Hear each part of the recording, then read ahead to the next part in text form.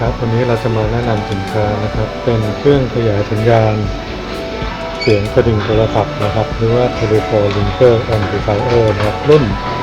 JMX-102 นะครับตัวนี้ก็จะมาพร้อมกับ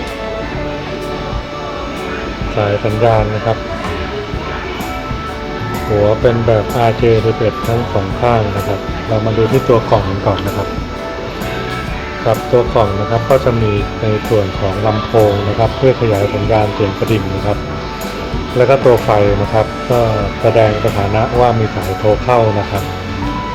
ตัวพอร์ตนะครับด้านนี้จะเป็นพอร์ตสำหรับต่อสายสัญญาณโทรศัพท์ระบบอนาล็อกนะครับอีกด้านหนึ่งนะครับสำหรับต่อสายสัญญาณเข้าเครื่องโทรศัพท์นะครับแล้วก็มาดูที่ด้านข้างนะครับจะเป็นปุ่มปรับโทนเสียงครับมีให้เลือกด้วยกัน2แบบนะครับแบบทุ้มกับแบบแหลมนะครับก็สามารถเลือกปรับได้ตามใจชอบนะครับมาดูที่ด้านหลังนะครับเป็น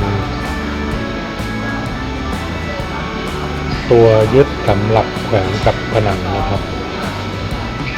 บเรามาต่อ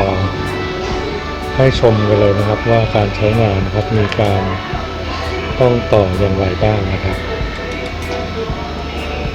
ต่อสายข้างหนึ่งนะครับเข้าที่กล่องนะครับแล้วก็อีกข้างหนึ่งนะครับเข้าที่โทรศัพท์นะครับแล้วก็สายสัญญาณโทรศัพท์นะครับเป็นหัวแบบ RJ11 นะครับเข้าอีกด้านหนึ่งของกล่องนะครับแค่นี้นะครับก็สามารถใช้งานได้แล้วนะครับ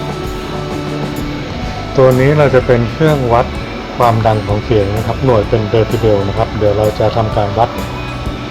ความดังของตัวกล่องนะครับว่ามีความดังเท่าไหร่นะครับมาทดสอบการโทรเข้าดูเลยนะครับ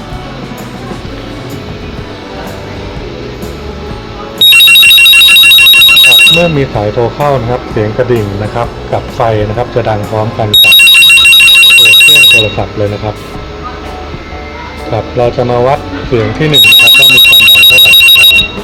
กดไปที่แม็กนะครับ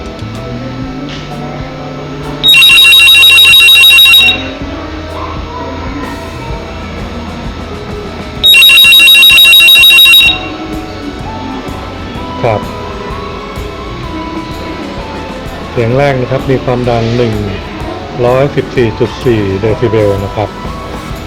ทีนี้เราก็มาดูเสียงที่2กันนะครับปรับลงมานะครับก็ทดสอบโทรเข้าดูนะครับ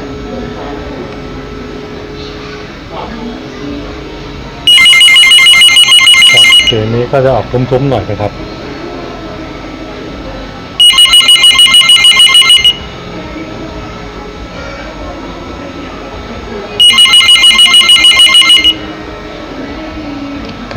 เสียงที่2นี่ก็จะมีความดังประมาณ115.6 เดซิเบลนะครับซึ่งตามมาตรฐานโรงงานอุตสาหกรรมนะครับเสียงเครื่องจักรหรือว่าอุปกรณ์ในการทำงานนะครับมีความดังอยู่ที่100 เดซิเบลนะครับสำหรับลูกค้าท่านใดนะครับสนใจในสินค้าตัวนี้นะครับก็สามารถติดต่อเซลล์ที่ดูแลได้เลยนะครับขอบคุณครับ